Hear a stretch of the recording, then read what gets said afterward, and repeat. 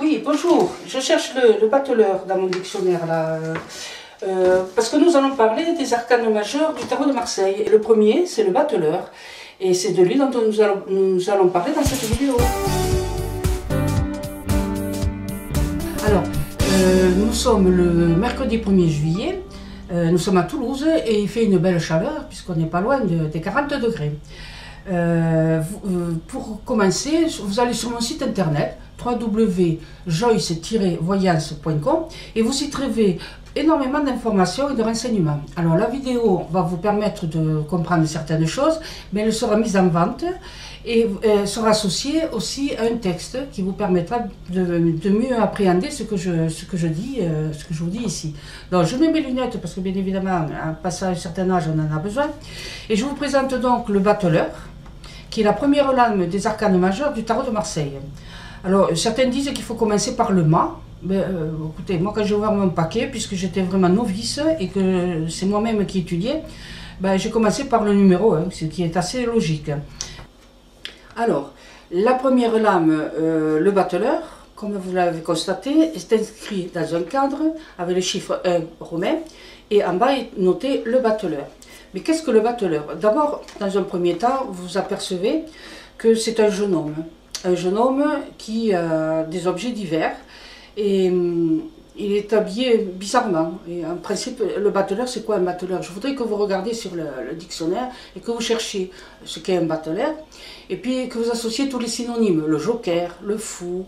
Voilà, hein. N'oubliez pas que beaucoup d'images le tarot, même s'il remonte au temple de Jérusalem, avec Salomon qui a construit ce temple, même si des images viennent de cette époque-là, il a beaucoup évolué au Moyen-Âge, hein, donc par les compagnons passants du devoir qui ont véhiculé toutes les images qui nous sont parvenues jusqu'à de nos jours.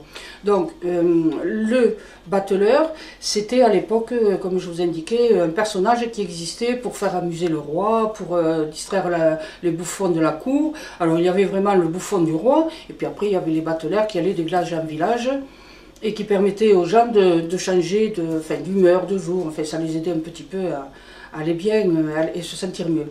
Donc le bateleur, tel que vous le voyez, c'est un beau jeune homme. Il est assez jeune quand même. Hein. Il est habillé donc avec des couleurs diverses, rouge, jaune et bleu. Et la table, par contre, est de couleur chair. Tout ça, ce sont les couleurs du tarot de Marseille que j'ai bien explicité sur mon site internet www.joycevoyance.com. Alors, le chapeau est extraordinaire parce qu'il a une forme de 8. Le 8, c'est le signe algébrique de l'infini. Hein, donc, ça aussi, c'est quelque chose qu'il faut rechercher. Puis peut-être revoir vos cours d'algèbre. Ce bateleur a les cheveux, comme c'est un jeune homme, il a les cheveux un peu longs, un peu frisés. Il a les cheveux blancs et les boucles sont jaunes.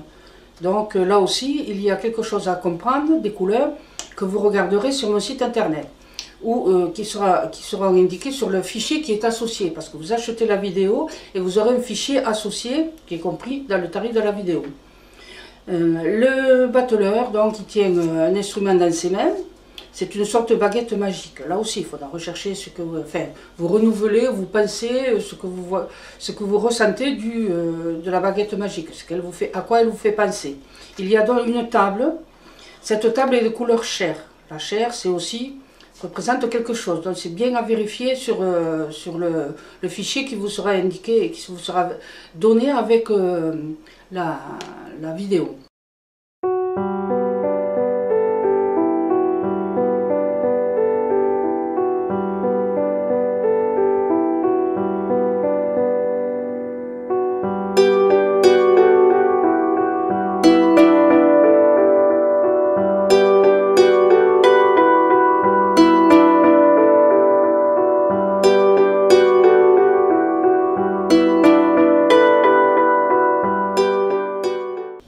Alors, ce bateleur, ce jeune homme là que l'on voit avec ses boucles dorées et ses cheveux blancs, qui tient en main un petit bâton qui pourrait être la baguette magique, qui pourrait être une flûte, hein, puisque c'est la musique aussi. Hein.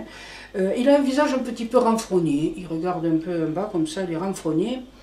Il a l'air de renfrogner pourquoi, on ne sait pas trop, il faut bien vérifier pourquoi il est renfrogné, pourquoi il se pose des questions, ou il n'est pas content, que se passe-t-il? Pourtant, un battleur, il doit rire, il doit s'amuser, puisque c'est quelqu'un qui s'amuse, qui vous fait des coups pendables, qui est amusant, qui doit faire rire les autres. Mais lui, il n'a pas l'air content, et il faudrait savoir pourquoi. Posez-vous la question.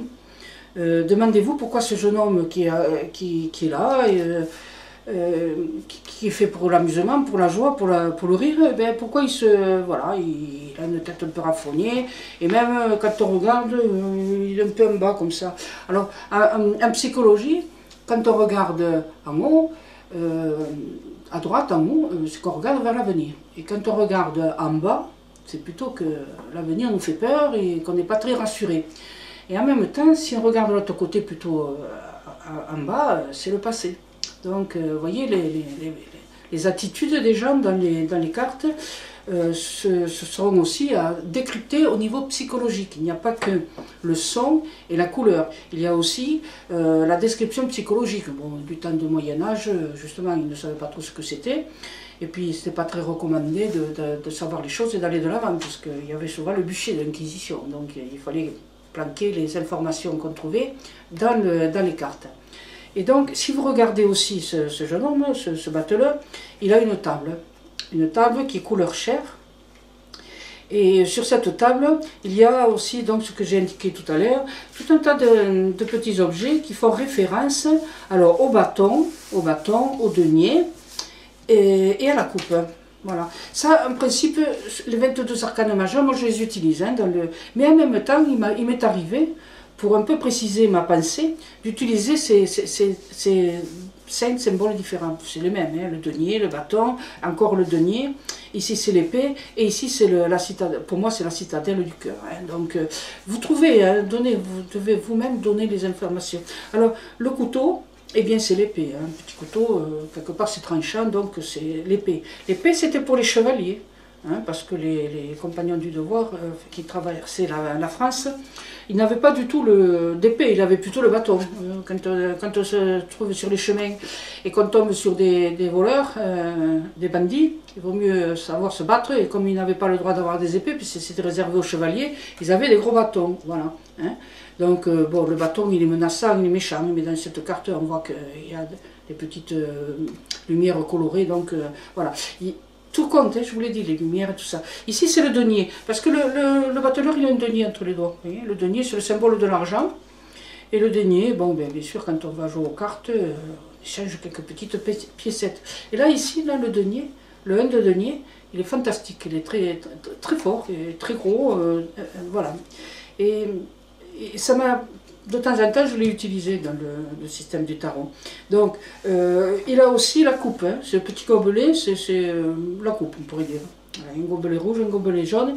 Et dans la coupe, voilà, ici, elle est stylisée avec un château. Hein, le château intérieur, la coupe, le cœur. Voilà.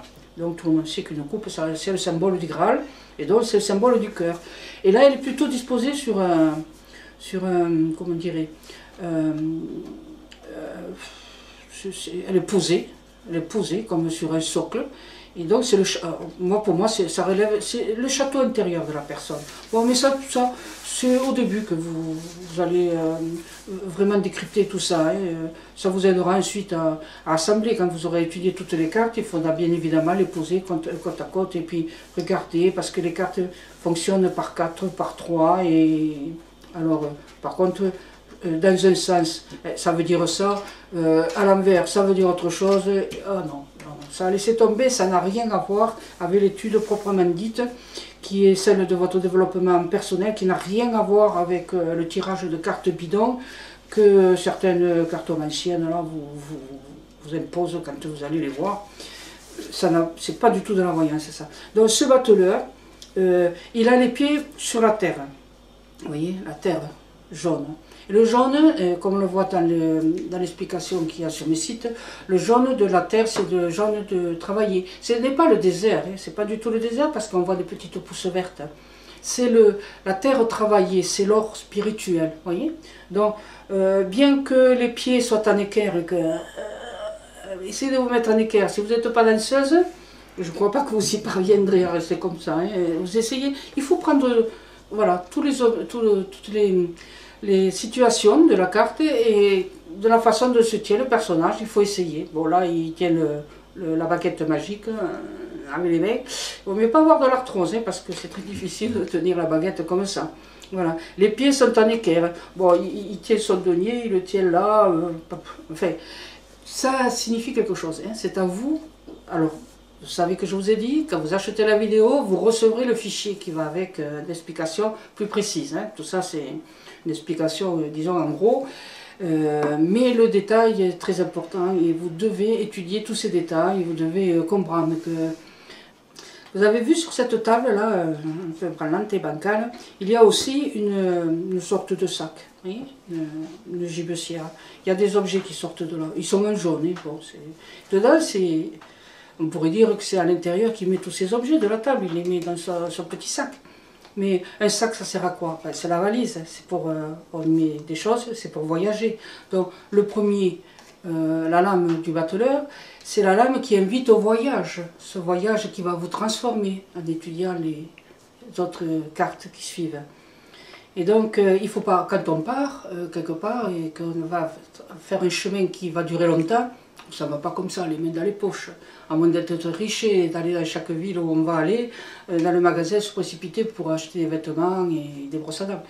Non, le bateleur va voyager donc, sur le chemin de l'initiation de sa transformation personnelle avec un sac, une bourse, un sac où il met beaucoup d'objets. Voilà, donc c'est très important aussi de savoir ce que contient la besace et de voir ce qu'il peut y mettre dedans. Est-ce qu'il y met uniquement les objets qui sont là ou est-ce qu'il met ce qu'il a besoin pour faire le voyage, hein, donc ça aussi vous devez le voir, hein, vous devez l'analyser, le comprendre. Il y a des dés, vous avez vu les petits dés là, hop, hein, le dé c'est quoi? C'est le hasard, et oui, la vie c'est aussi un hasard, hein, c'est... Voilà. On rentre dans une initiation, dans un chemin, c'est un peu tirer les dés, c'est un petit peu prendre acte sur l'avenir, avec du hasard peut-être, peut-être pas. Ça, c'est aussi important, de jouer au dés, essayez de jouer au dés. Pourquoi vous jouez au dés? Posez-vous la question.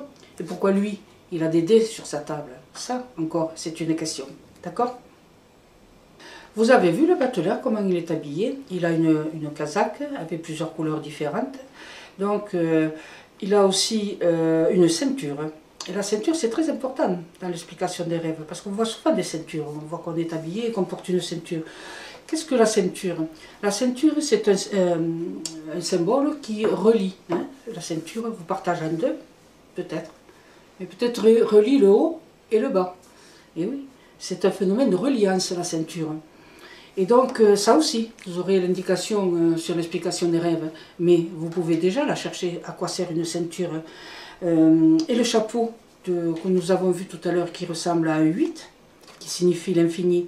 Savez-vous que dans la religion catholique, les femmes n'avaient pas le droit de rentrer dans l'église tête nue. Il fallait un chapeau, il fallait un foulard. Et le foulard, je me souviens, il est resté longtemps. Quand on allait à la messe, quand j'étais enfant et qu'on allait à la messe, les femmes se mettaient un foulard sur la tête. Un chapeau, un foulard, mais pourquoi?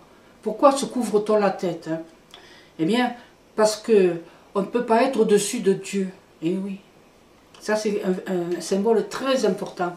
Le chapeau, le foulard, c'est pour rester, pas pour se protéger du soleil, non. C'est parce que, symboliquement parlant, on doit rester couvert. On ne doit pas se présenter à la face de Dieu, nous-mêmes, en face. On doit baisser la tête. On est humble devant Dieu.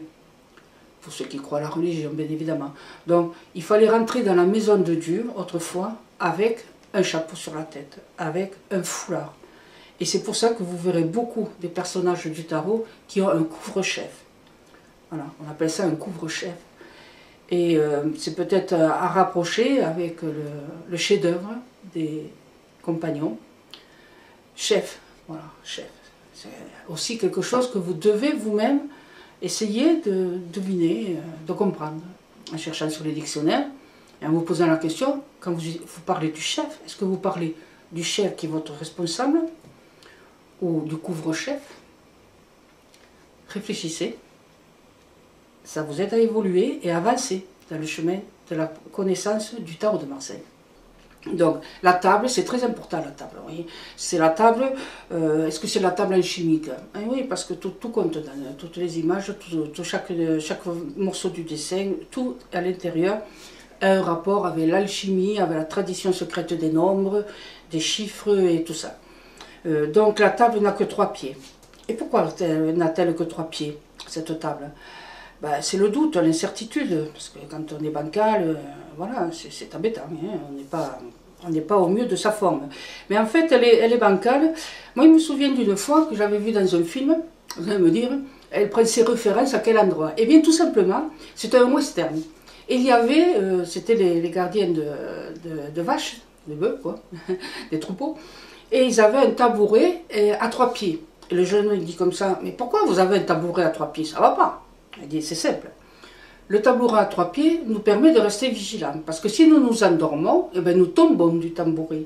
Et donc, à ce moment-là, on est réveillé et on s'est aperçu qu'on s'est endormi. Et donc, on était là pour garder les vaches, on n'était pas là pour dormir. Voilà. Et ça, c'est quelque chose qu'il faut savoir. C'est amusant, hein. On trouve les références un peu partout. Alors, beaucoup, je vous en donne, hein, effectivement, dans le fichier qui est associé à la vidéo. Mais en même temps, il y a beaucoup de choses que vous devez vous souvenir, vous rappeler. Chaque carte est très importante parce qu'elle nous donne des indications. Les couleurs aussi qui influencent, parce que les couleurs, vous le savez, la psychologie des couleurs influence l'humeur, le caractère, la façon d'être dans la journée. Mais en même temps, les objets qui sont indiqués. Alors, sur la table, vous y voyez, il y a la coupe. Le batteleur, il tient dans sa main le denier, la petite boule jaune, là, c'est la représentation du denier. Il y a aussi le bâton qui fait partie de la baguette, d'accord, mais ça représente le bâton. Et l'épée, ça va être le couteau.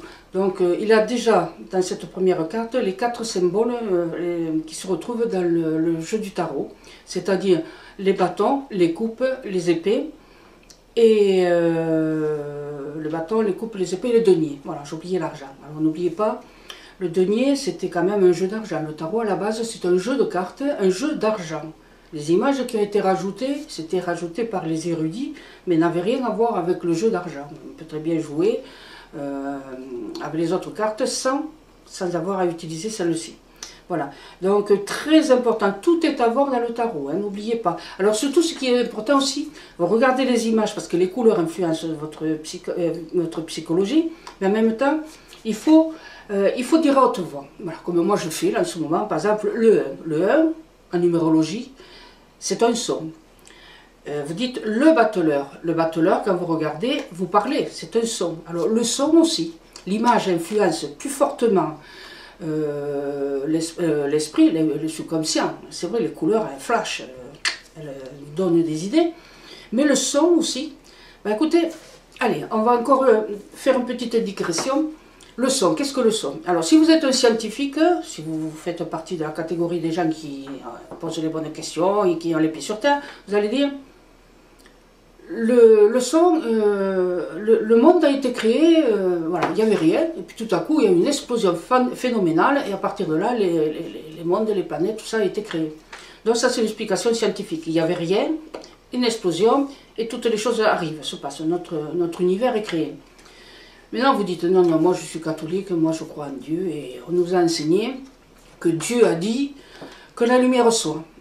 Et la lumière a été. Mais remarquez bien, quand Dieu dit que la lumière soit, bon, il y a la lumière, d'accord, mais il a parlé, donc il y a un son. Donc le son, c'est très important. Le son, il vibre avec nous. Donc quand vous parlez de la carte, quand vous dites à haute voix ce que vous voyez, que vous décrivez, il faudra le faire, ça, ben vous allez envoyer des ondes dans l'espace. Et ces ondes vous mettent en contact avec beaucoup de choses que vous ne pouvez imaginer et qui vous sont envoyées, et vous envoyez et vous recevez en même temps. Hein. Donc la parole est très importante. Bon d'accord, dans les conventions sociétales, bien sûr c'est important de tenir sa parole. Mais là, quand vous parlez, quand vous décrivez votre carte, quand vous l'étudiez, vous vous faites influencer par les couleurs et en même temps, vous exprimez à haute voix ce que vous voyez. Ça, c'est très important. Et puis, il faut le noter sur votre cahier, tel jour, telle heure, tel mois, en fait, parce que c'est important. Vous allez être influencé par les cartes selon qu'il fait chaud, comme aujourd'hui, puisque j'ai enseigné qu'il faisait pas loin de 40 à Toulouse. Ou alors donc c'est le mois d'été, on n'est pas pareil, on est fatigué, on est énervé, on a chaud, on transpire, on n'est pas bien. Et on ressent les choses différemment qu'en hiver, quand il fait froid, quand on est un peu rétréci, quand on est un peu engoncé dans les vêtements laine. Donc c'est pas du tout les mêmes impressions. Alors vous devez chaque fois indiquer sur votre cahier la période et même l'heure ou le matin, si vous étiez tranquille, si vous étiez en forme, si vous aviez beaucoup de travail, si vous étiez en congé. Tout ça influence. C'est très important dans l'étude du tarot. Et il faudra le faire à chaque lame. Donc, on verra un peu plus tard les autres lames. Mais la plus importante, le début, le commencement, le 1, le tarot. Le 1, c'est la lame du batteleur. Donc vous avez sur mon site www.josianejoyce.com, il y a des fichiers qui indiquent la tradition secrète des nombres. Et oui, quand on veut apprendre, quand on veut savoir les choses, comment c'est du développement personnel quelque part. Hein. Donc il faut tout savoir. Les réminiscences de votre enfance, de ce que vous avez écouté, comme tout à l'heure quand je parlais des cow-boys, des films de western. Vous devez aussi vous rappeler de ce que vous avez appris à l'école, dans votre enfance, les amis que vous aviez, les petits copains, comment vous comportiez, tout ça. Vous devez en même temps, donc comme je l'ai dit, voir les couleurs, vous laissez influencer par les couleurs, vous laissez influencer par le son. Et il faut étudier aussi les nombres et les chiffres. Ce n'est pas de la numérologie, c'est encore plus, c'est autre chose, c'est autrement. Donc c'est très important. Le batteleur, c'est le début de l'étude, le début de votre enseignement, le début de quelque chose. Vous allez entrer dans une étude assez longue quand même, assez complexe, qu'il faudra faire sérieusement, sinon ça n'est même pas la peine. Alors bien sûr, vous trouverez toutes les vidéos partout, enfin des informations, par des gens qui n'y connaissent rien, qui ne comprennent rien, et qui vont vous donner tous les éléments. Alors ça veut dire ça, vous placez la carte ici, vous la mettez à l'envers, vous la tournez, voilà, non, c'est pas ça du tout. Vous faites là de l'apprentissage de la vie, voilà, tout simplement, du développement personnel, mais en même temps, d'une façon intellectuelle de comprendre les choses, le passé, l'histoire, votre place dans l'espace, dans l'histoire et dans le temps. Ça, c'est très important. Et vous ne le comprendrez que si jamais, que uniquement quand vous voudrez bien vouloir étudier les choses telles qu'elles sont et pas vouloir vite passer à autre chose pour pouvoir éventuellement dire bah, je suis bonne, le doigt de Dieu s'est posé sur moi, je suis voyante, je suis... Non, vous n'avez pas à vous faire remarquer. Vous devez uniquement travailler au niveau personnel. Et là, après, oui, viendront peut-être les moments de la voyance, mais qui n'a rien à voir avec les cartes qui disent l'avenir aux autres. C'est la voyance parce que vous aurez fait tout ce cheminement intérieur, parce que vous aurez réfléchi sincèrement et que vous aurez posé les bonnes questions, que vous aurez chaque enseignement. Chaque fois que quelqu'un suit le chemin du tarot de Marseille, il se transforme, il évolue, il apprend, et ça le fait changer, il fait des rêves. Les rêves, il s'apercevra en même temps que les rêves ont quelque chose à voir avec les dessins qui sont dans le tarot de Marseille. Les rêves, ce sont des symboles qui sont dans la nuit et oui, des symboles. Voilà, vous ne pouvez pas faire autrement que de rêver à travers des symboles qui veulent dire des choses et qui sont loin de correspondre à ce que vous croyez. On ne va pas étudier l'explication des rêves comme on étudie la clé des songes, ça n'a rien à voir. Un jour peut-être nous aurons la possibilité de faire des vidéos sur l'explication des rêves et vous verrez. Il y a beaucoup de rapports avec le tarot de Marseille, mais ce n'est pas du tout ce qu'on essaie de vous faire croire. Donc c'est un enseignement qui vous est personnel. Vous devez vous-même apprendre, vous devez vous-même comprendre. Vous n'avez pas à suivre les indications des autres. Pour que vous compreniez l'enseignement tel qu'il est, que je vous indique comment il faut rechercher, vous allez l'adapter à vous-même. Et cet enseignement, ce que vous aurez découvert, tout ce que vous aurez appris, cela vous fera vous-même, un être différent des autres, un être à part, qui comprend des choses de la vie et tout ça, mais vous verrez, vous ne serez pas du tout comme la masse des autres qui enseignent le tarot ou qui vous obligent à comprendre, à utiliser les cartes comme eux ils veulent, comme eux ils pensent que c'est le mieux. Vous allez faire complètement différemment, vous serez quelqu'un d'autre et C'est ça l'enseignement, il faut suivre les étapes doucement, tranquillement, se transformer soi-même. Il y a quelqu'un qui a dit, il s'appelait Confucius, c'est un sage, il a dit, si tu dois te changer un jour, toi-même, fais-le constamment et à chaque instant. Il a dit cette chose-là à peu près. Hein. Connais-toi toi-même, d'accord? Mais connais-toi et change par ce que tu apprends. La connaissance, c'est le plus grand pouvoir que vous puissiez avoir. La connaissance. Les livres, c'est très important. La connaissance, c'est votre vie et votre avenir. Voilà.